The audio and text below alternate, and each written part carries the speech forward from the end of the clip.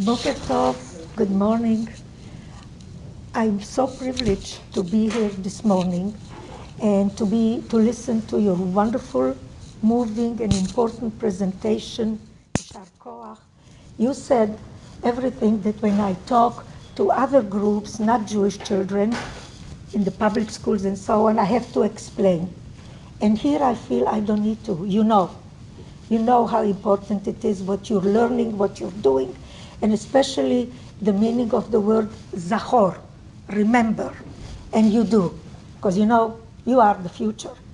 And a lot depends on you. So maybe a heavy burden sometimes, but you're standing on the shoulders of giants.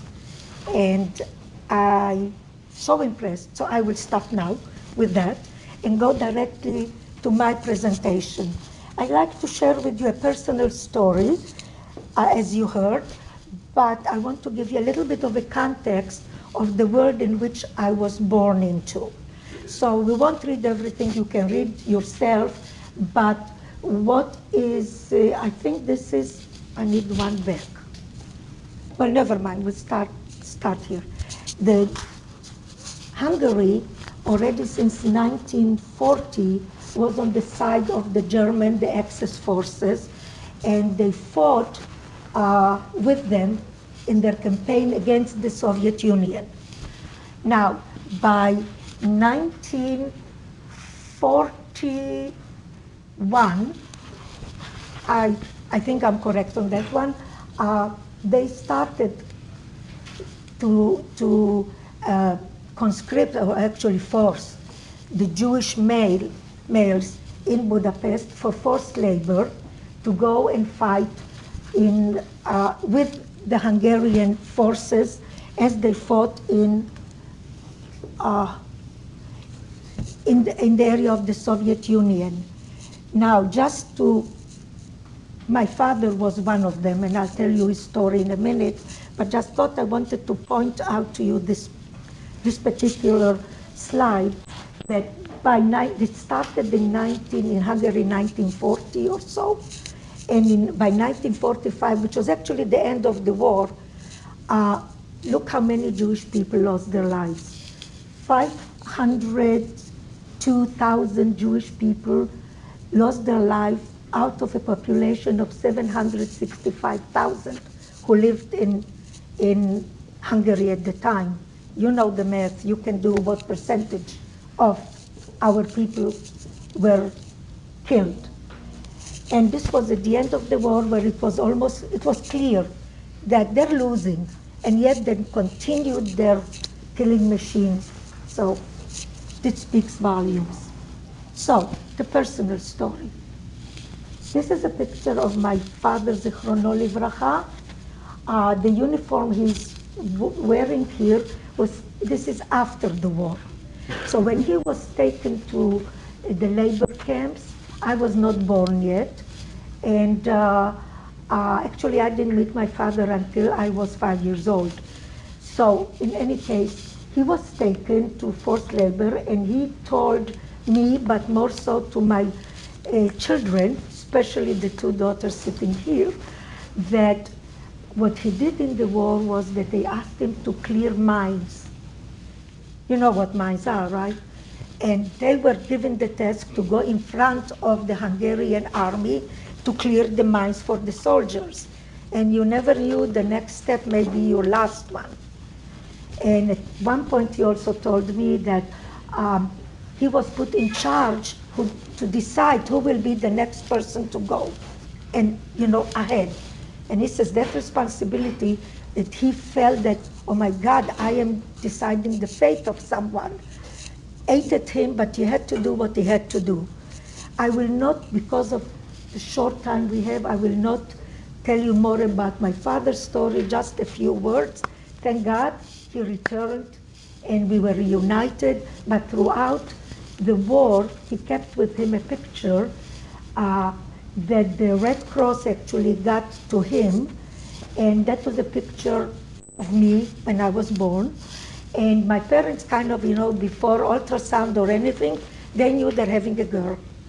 And so the card in the back said, Judith was born. not we have a daughter or anything. They kind of knew to be a girl. And so he said it kept him going in the times when people right and left were freezing to death, did not want to get up and move on, just gave up. And he said to himself, I have a child that I haven't seen. I just have to get back. So, Bezrat Hashem, thank God he did.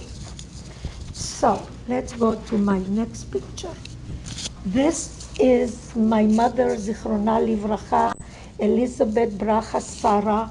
And if you know our family, you know that these names, Sarit, Sarah, Elizabeth, Maggie's sister, are repeated in the family because, thank God, many, many children are named after her.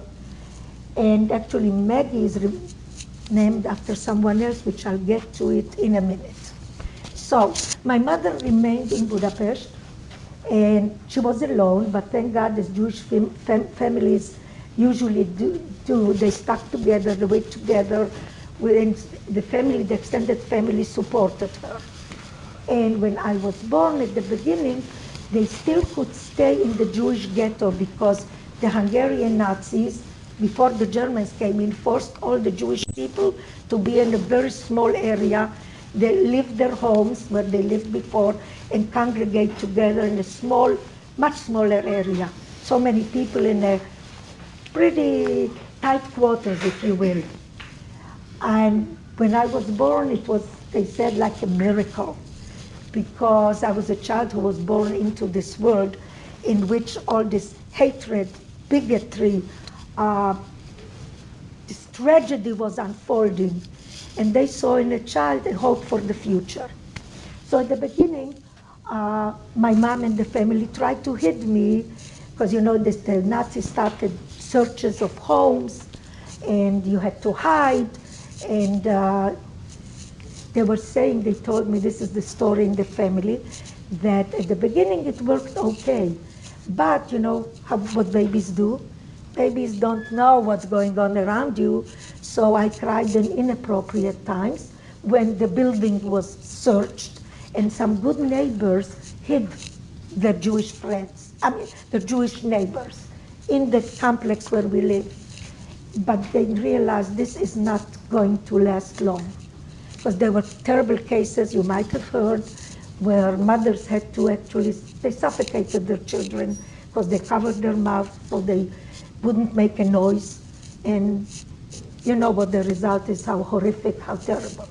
But it became very clear that this cannot go on for long, especially once the German forces came to power in Hungary. They captured Hungary and overturned the government, which was Nazi sympathizer anyway.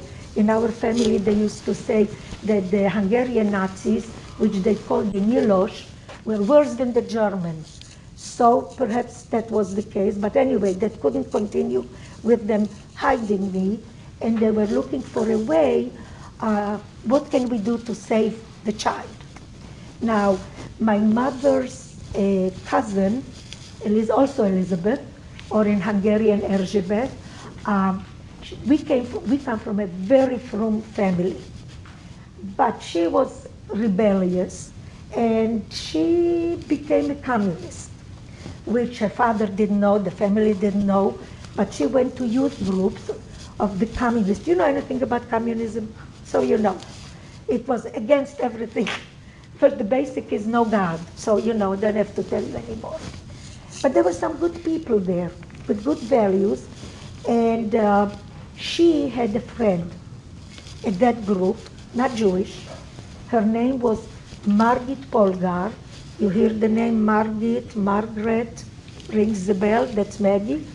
Maggie's parents named the oldest child Elizabeth, and the youngest Margaret after. So you have my mom and my rescuer that are in one family right there named. So their memory is with us daily. So they were looking for a way to hide me somehow.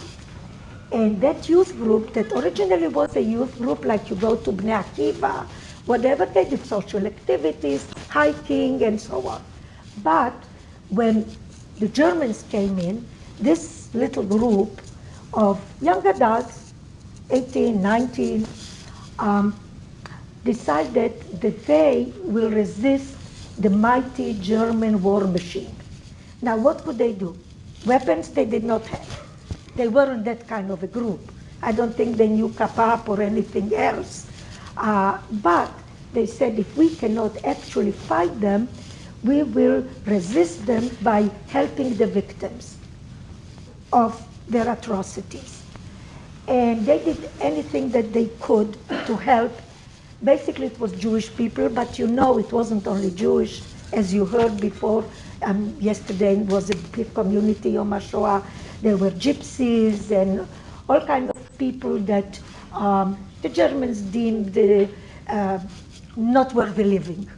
So mostly, primarily, it was Jewish people, but there were others. So they were helping them. And one way also that they did was transferring notes, because they were in a small group, like a chapter of this bigger group, and they would transfer notes from one chapter to the other, and they didn't look suspicious. They walked, dressed like nicely and leisurely walking, but they had important information in their heads. Now, this will come in the story later on. This is foreshadowing. Anyway, so this friend said, I'll be willing to hide your me. And what they did, they had a plan whereby they would change the identity of whoever they're saving and become like you're not Jewish and find a place of hiding and so on. I want to see just where's my next slide. Yeah, okay, I'm okay. So my mom and that her Elizabeth Zinn, may she rest in peace, Zichrona Livracha, she made the contact, and this young woman who hid me, her name was Margit Polgar, we'll get to her in a minute. They made the contact to hide me through this way, that resisting, the Nazis by helping the victims. Once I was given away, my mom and her family continued to hide in Budapest. And you know that they were asked to put on the yellow star and all that. My mom and her cousin Edith Sabolchi decided, Zichronam Livracha, decided they're not going to put on that star. Why mark yourself with the yellow star? And just, they never did. And she told me, my mom, that during the day, they would walk, with a little, they had a purse, dressed nicely, not running, acting like they belonged there, that they shouldn't look suspicious. And I asked, well, what did you do during the day? Oh, she said, we went to movie theaters, from one to the other, because hopefully nobody would search the place if they were not caught. That's what I'm saying. They're also at night, I said, so what happened at night? I mean, you can't be in the movie theater.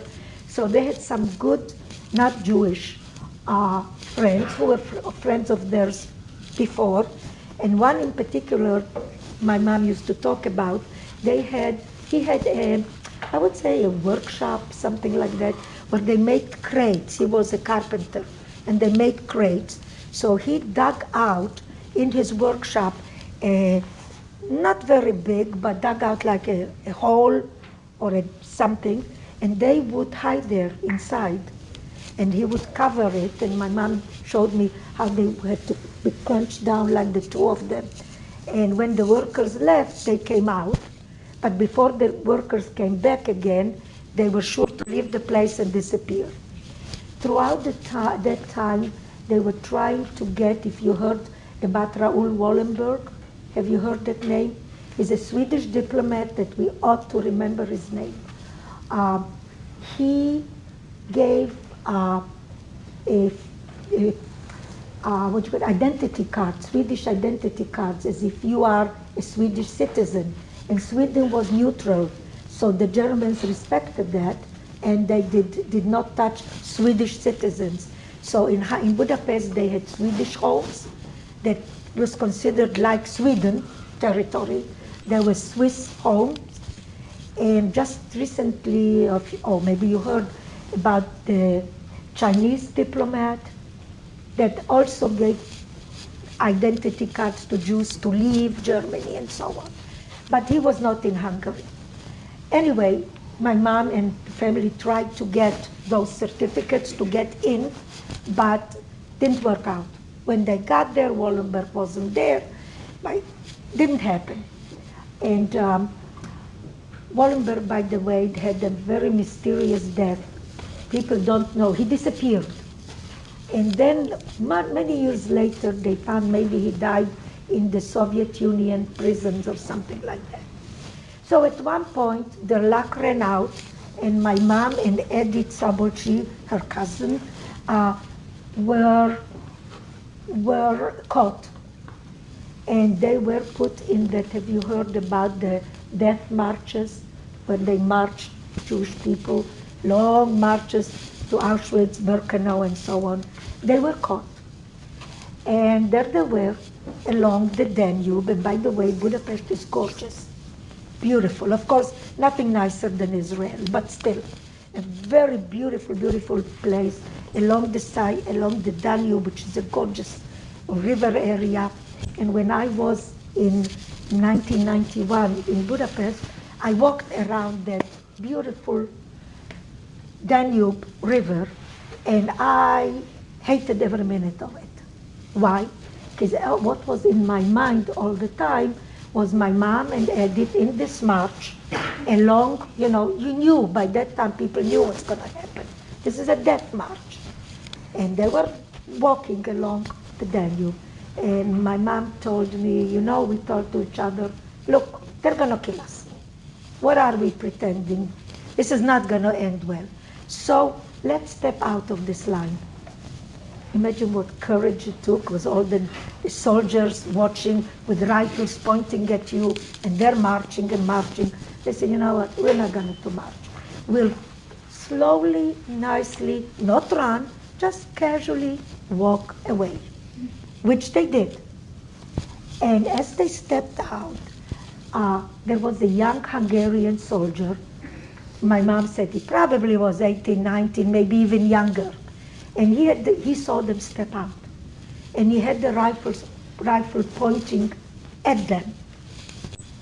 And as I heard the story, my mom said, it was like time stood still. We looked at him, he looked at us, and suddenly it was a moment like it wasn't a persecutor and victim, we were human beings. And we looked at each other, and suddenly, Hashgacha, he motioned with his rifle, go, go. And they stepped out and walked away and survived. So this little action that he did took courage on his part too. Because if superiors would see it, they would not be very happy with him. So when I was in Budapest, I saw this, you see that? Have you seen this picture before? This is the Danube, what you're seeing, and along the banks of the Danube, you know that many people didn't survive, but shoes did. And the Germans meticulously saved glasses, shoes, so shoes were taken of victims, and they were, I think it's like bronze, they put them along the banks of the river to commemorate and remember this death march, which I thought was very powerful, but I kept thinking, the shoes survived and people didn't. All right, let's move on. This is Margit Polgar, and she is one Mechasidei Umot HaOlam, in my opinion, righteous Gentiles. I am in the process of having her recognized by Yad Vashem. We're moving with that extremely slowly. It's not simple to get that recognition. It ends up being by going to the Supreme Court of Israel, so it's not so simple. And they need a lot of proof. Unfortunately, when I started the process, many like Eddie that I'm telling you about, passed away, and I was very young. So my memories did not count so much, although I have pictures and I remember, but I still managed. One relative we have here, T.B. Sabo, also Hungarian name.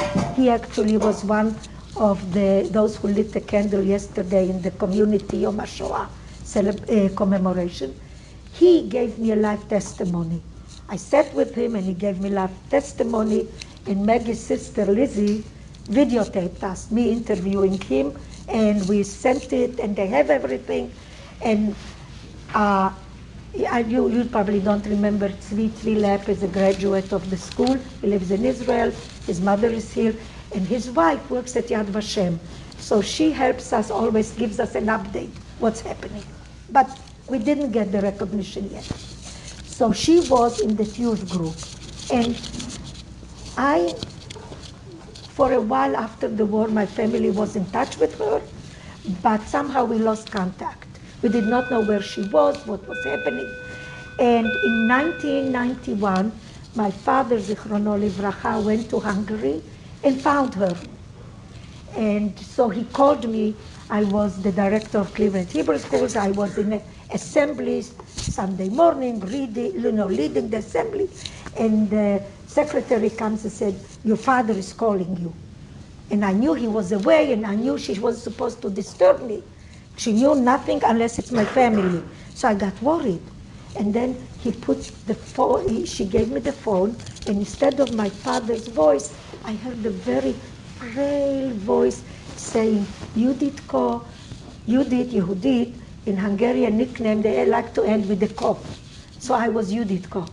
And she says, "This is Margit." I couldn't believe it. We lost contact, and here she's talking to me. So I wanted to bring her to Cleveland to see, thank God, by saving me, she saved the whole world, really. Many, many more souls. But she said she's sick, she could not do it, and if I want to see her, I should come and visit her, which I did. This she gave me before I left, picture of her parents.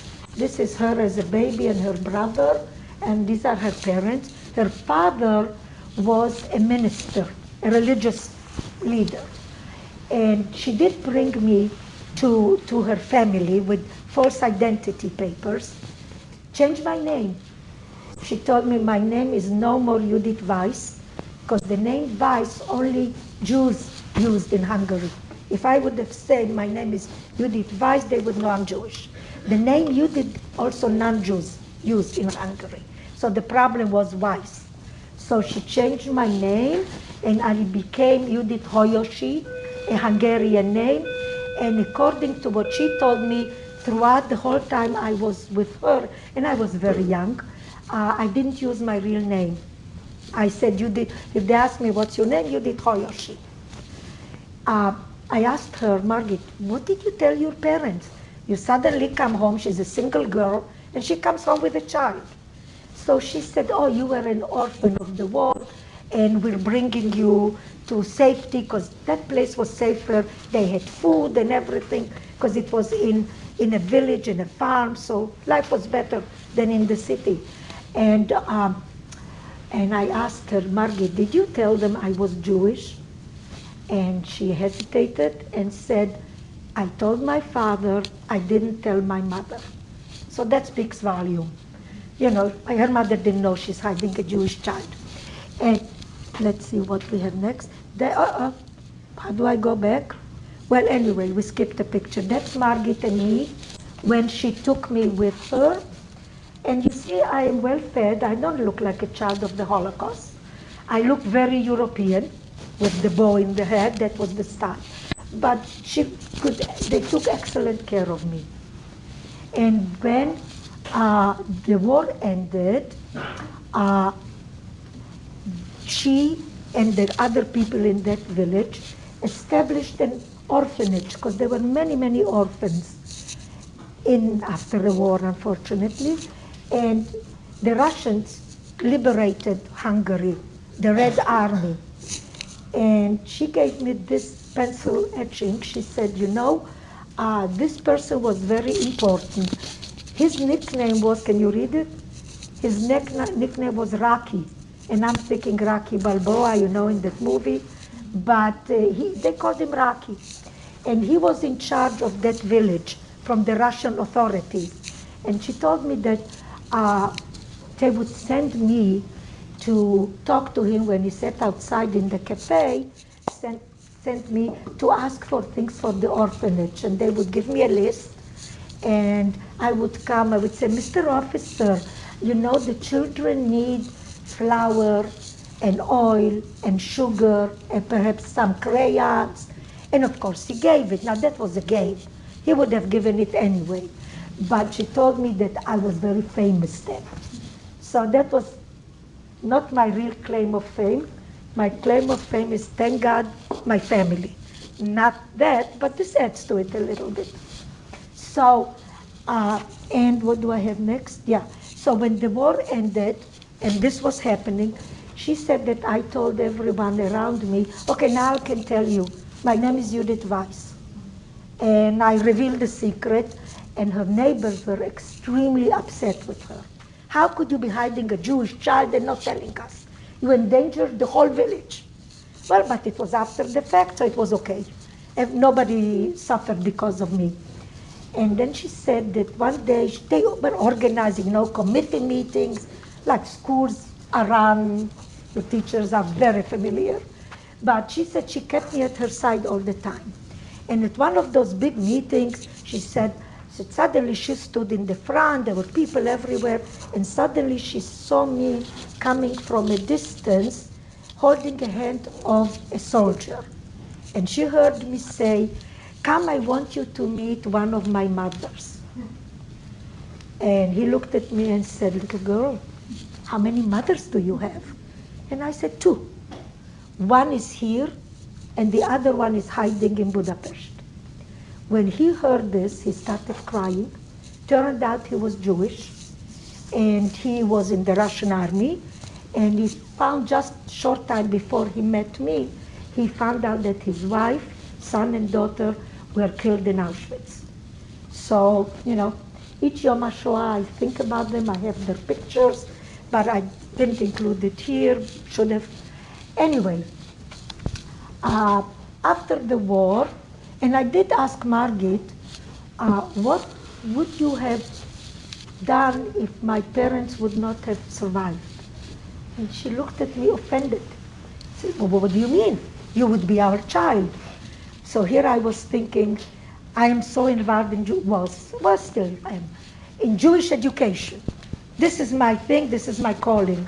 I could have easily been a little communist, teaching the principles of communism if I would have been raised with her. So when she told me all these stories, I told her, Margit, you're telling me things that I can't believe it. I was young. By the end of the war, I was barely 5 years old. It just doesn't make sense to me. This communist, who all her life believed that there is no God, looked at me and said, Judith, I'm an old woman. I am about to meet my Creator. Do you think I would be lying to you? I'm telling you the truth. And as I left Hungary, this is my brother who was born after the war, and this is Margit when I met her. Here is a picture of the two of us in a nursing home in Hungary. Here is a memorial for Raoul Wallenberg, but we'll talk about it later. Just a minute, I'm almost done. So before I left, she told me, I called her and I said, Margit, what can I do for you? Anything you need, I want to do it. And this woman, who I think is a truly righteous Gentile, said to me, if you feel that you owe me anything, I don't want anything. Don't give me, don't help me. Because I didn't do anything extraordinary. I did what decent human beings should be doing. Well, I beg to differ. She took a big risk by hiding me. But shortly after I met her, she passed away. And when, as I said before, she said more than just me, and you are very familiar with this phrase from Sanhedrin that says, Kol hamekayem nefesh achat, ma'alim alav ki'ilu kiyem olam umlo'o. He who saved one person is as if you have served the whole world. And Baruch Hashem, in this case, that's what happened. This is me and my husband. You might have seen us in the community. Here is a picture of our grandchildren, and Todah La'el, we are blessed and thankful every day. These are our 9 great-grandchildren. And I think a picture speaks volumes more than words, so I thought I'd like to share it with you. Thank you for listening to me and for inviting me.